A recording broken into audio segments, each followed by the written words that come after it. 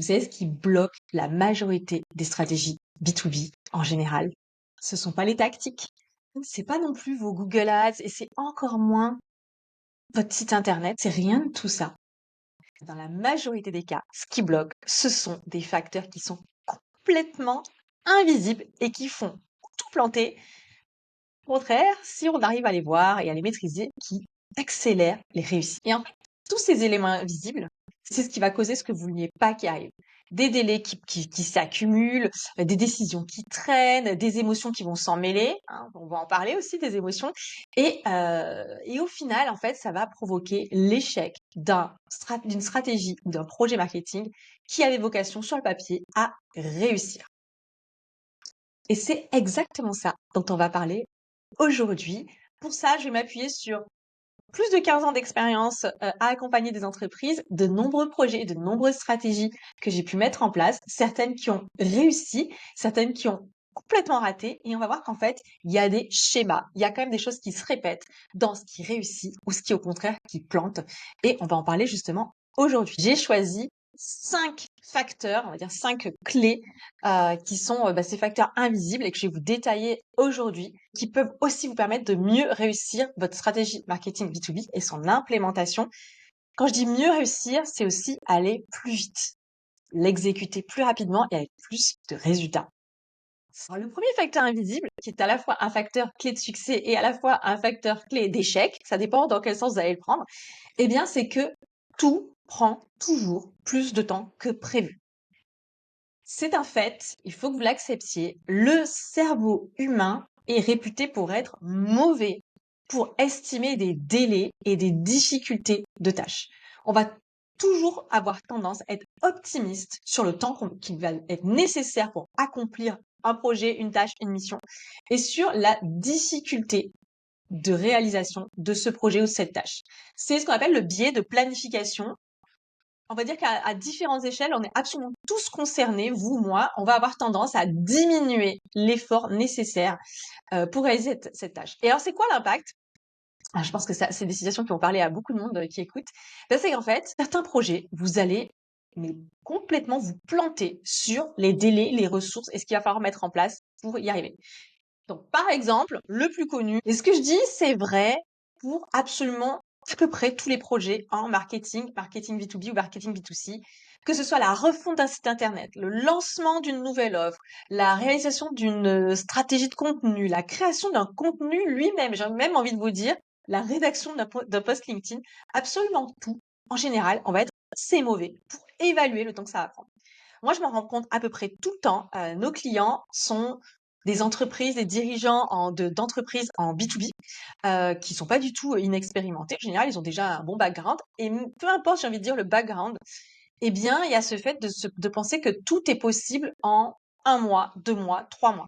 Typiquement, un site internet en 3 mois, un vrai bon site internet où on a réalisé ce qu'il faut pour que le site internet soit à la fois optimisé pour les référencements, que le contenu soit copyrighté comme il faut, où il y a vraiment la stratégie qui a été faite avant sur le parcours utilisateur, qu'est-ce qu'on va mettre, quel est le positionnement, quels sont les messages clés. Sincèrement, vous n'avez pas ça en 1 mois et demi. Même en 3 mois, j'ai envie de vous dire, c'est une mission impossible. Et souvent, j'entends, on le veut pour et généralement, à la clé, il y a peut-être 6, 8, 9 semaines. Et comme je vous disais, même 3 mois, ça dépend de là où on part. Ce n'est pas réaliste. Pourquoi c'est pas réaliste? Parce qu'on va oublier tout ce que ça inclut. Je prends le cas d'un site internet, mais honnêtement, ça peut être n'importe quoi d'autre. Les allers-retours de validation. Le fait que c'est pas une tâche prioritaire pour tout le monde. C'est-à-dire que pour certaines personnes qui sont sur le projet, c'est prioritaire. Pour d'autres, pas du tout. Donc, ils vont prendre beaucoup plus leur temps pour vous répondre et pourtant, vous avez besoin de leur réponse. Est-ce que ça vous parle? Je suis sûre et certaine que vous voyez de quoi je parle. Vous savez, ces projets où vous pensiez que ça prendrait 2 semaines et en fait, au bout de 2 mois, vous y êtes encore. Alors, est-ce que c'est un problème de mauvaise planification? Parfois, ça peut. Sincèrement, parfois, c'est le cas. Et dans beaucoup d'autres cas, c'est pas forcément que vous avez mal planifié, c'est juste que c'est la vraie vie. Et donc, dans ces cas-là, il va falloir tenir compte la prochaine fois que vous planifiez que la vraie vie, eh ben, ça prend toujours plus de temps que ce qu'on pensait. Alors, est-ce qu'on peut quand même pallier cette situation parce qu'on a quand même tous envie que nos stratégies marketing, nos actions soient mises en place? Eh bien, moi, ce que je recommande, c'est de toujours ajouter une marge de sécurité. Si vous pensiez par exemple que vous vous dites je voudrais un nouveau site internet pour la fin 2026, et ben commencez à travailler dessus 6, 7, 8 mois à l'avance, plus tard.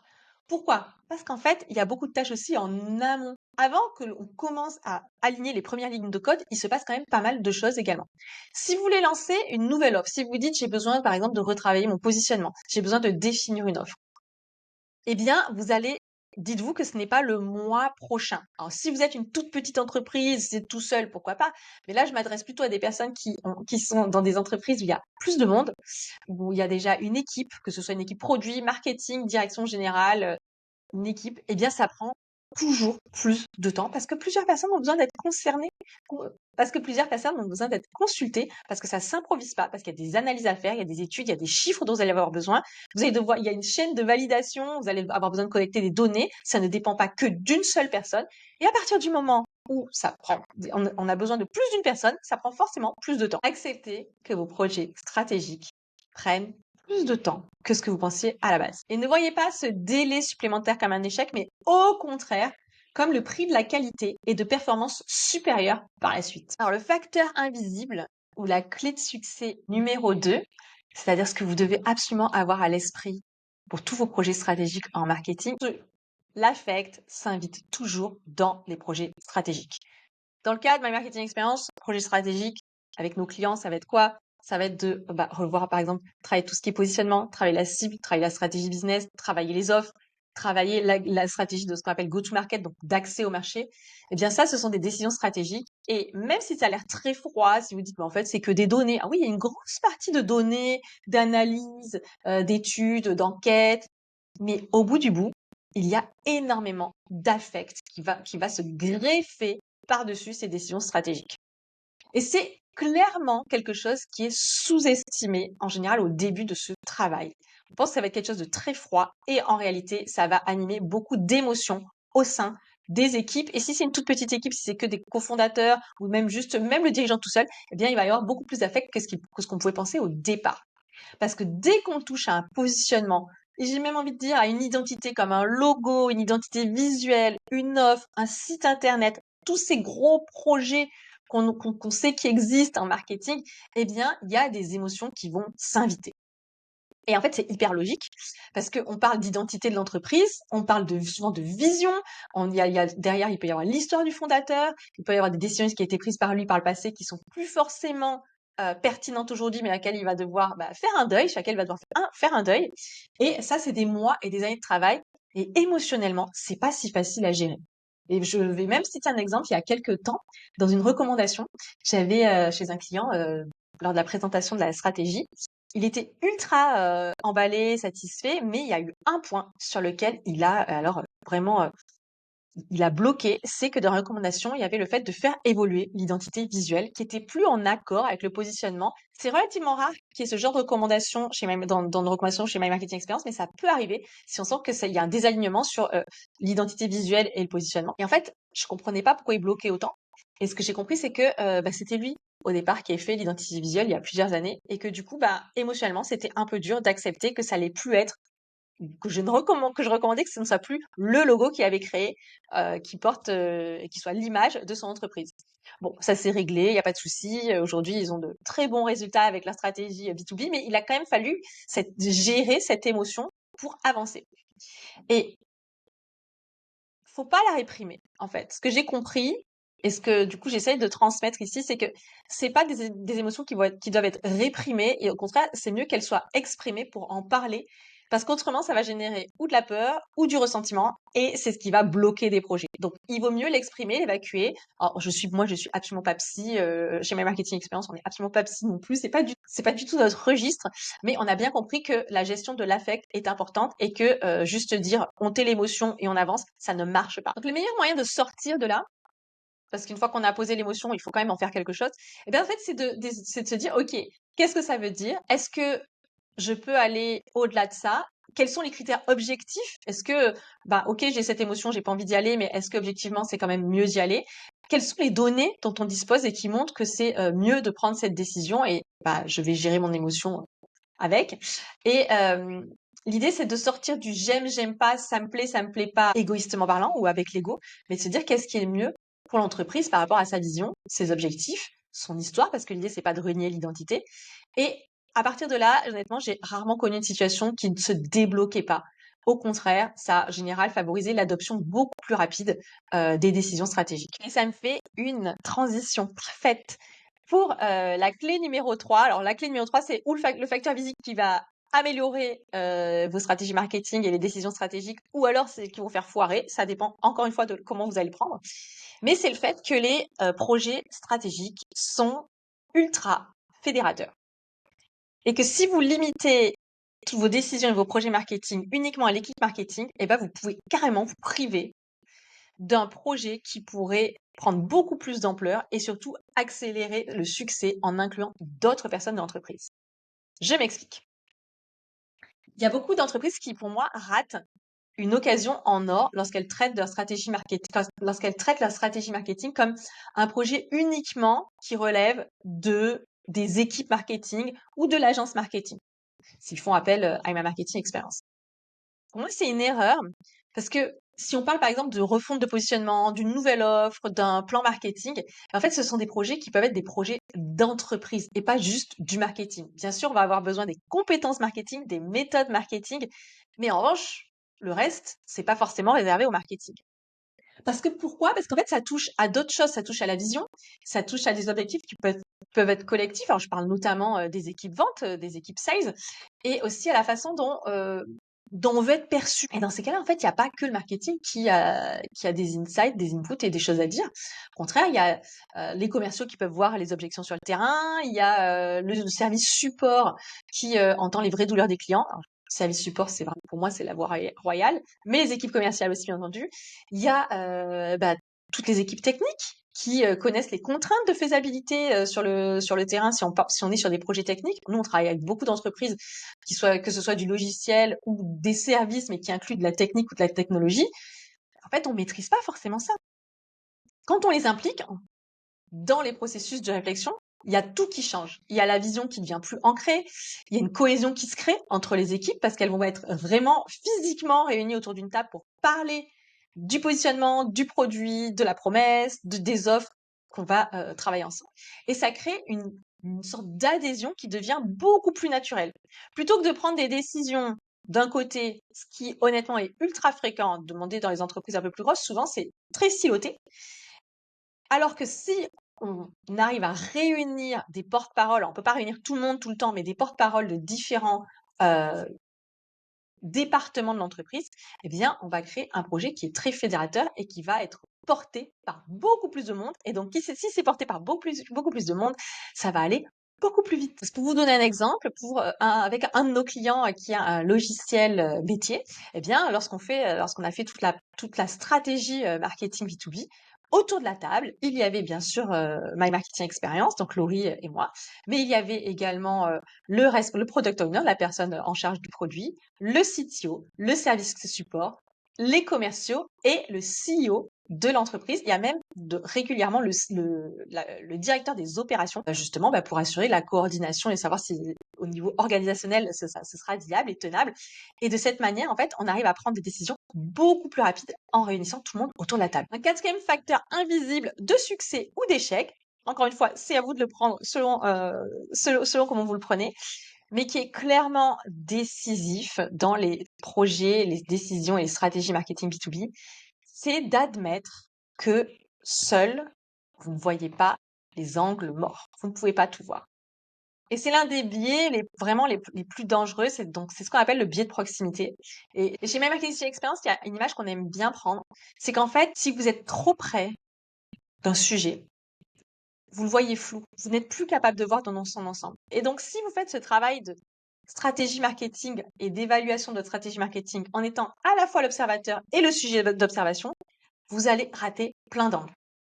Et ça, en fait, c'est tout à fait naturel parce que plus on est immergé dans des entreprises, plus en fait on perd, je vais pas dire en lucidité, mais en tout cas on perd en recul et en hauteur. C'est hyper normal. Donc on pense que peut-être notre offre elle est claire, mais en fait elle l'est pas tellement. On peut avoir l'idée que notre différenciation est évidente, mais peut-être qu'elle l'était avant et qu'elle l'est moins aujourd'hui. On pense connaître notre cible et puis en fait pas tant que ça. Et donc on va perdre en efficacité, on ne va pas avoir beaucoup d'angles morts.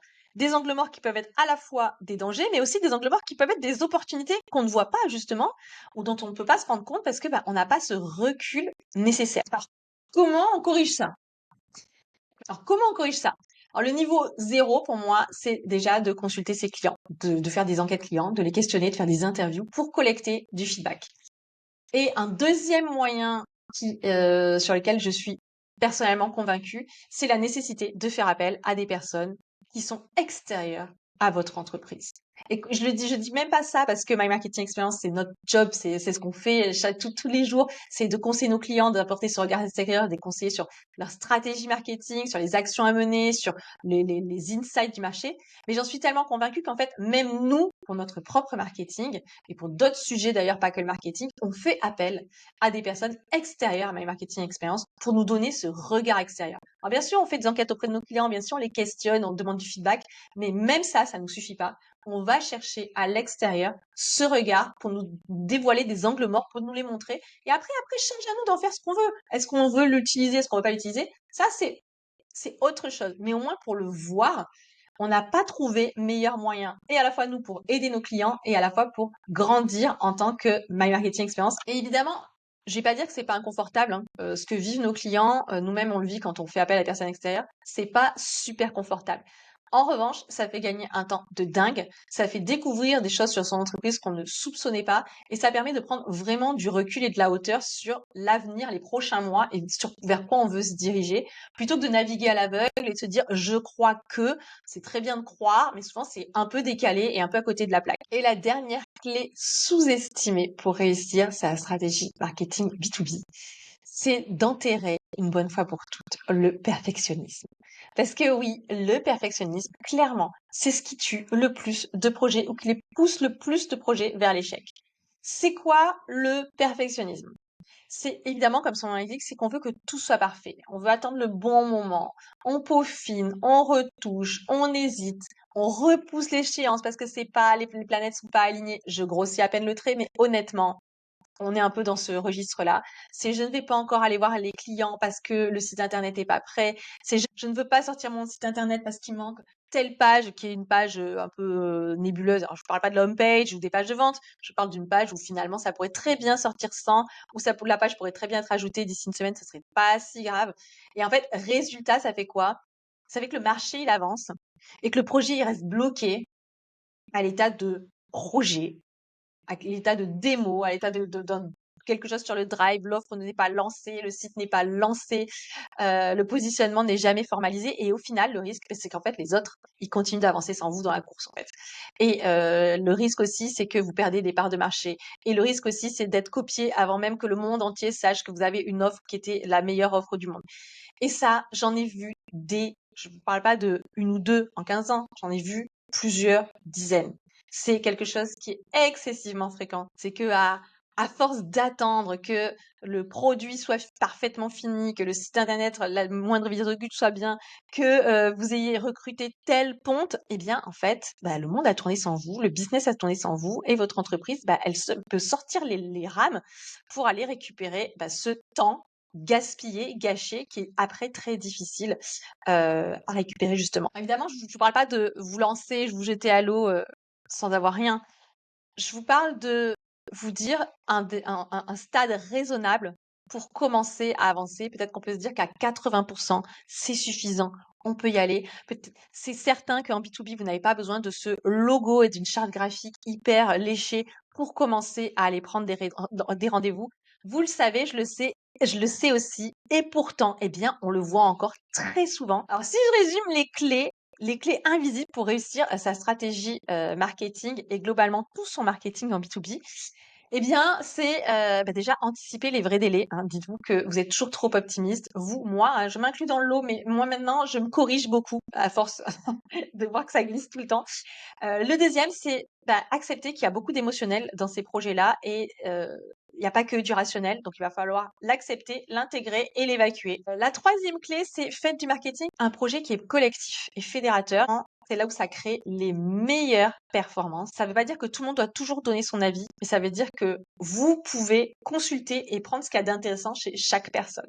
La quatrième clé est chercher un regard extérieur. Ne restez pas avec vos angles morts, acceptez que vous ne pouvez pas tout voir et faites appel à de l'aide à l'extérieur de votre entreprise. Et la dernière clé, c'est lancez-vous sans être faitement prêt. À 80%, on peut se dire 80% c'est acceptable. Allez-y. Autrement, si vous attendez ce moment parfait, et que ce que j'ai très souvent observé dans ces projets stratégiques, eh bien, vous allez juste rater le timing. Et ça, c'est dur à rattraper. Moi, j'ai envie de vous poser une question. Alors déjà, est-ce que ces facteurs vous parlent? Est-ce que vous l'avez vécu? N'hésitez pas à le dire en commentaire. Et surtout, si vous pensez à autre chose, si vous avez un facteur clé que je n'ai pas mentionné et que vous dites, mais il faut absolument qu'elle en parle, il faut que ce soit dit, eh bien, dites-le en commentaire de cette vidéo parce que clairement, ça va aider beaucoup d'autres personnes. Un grand merci à tous et à très bientôt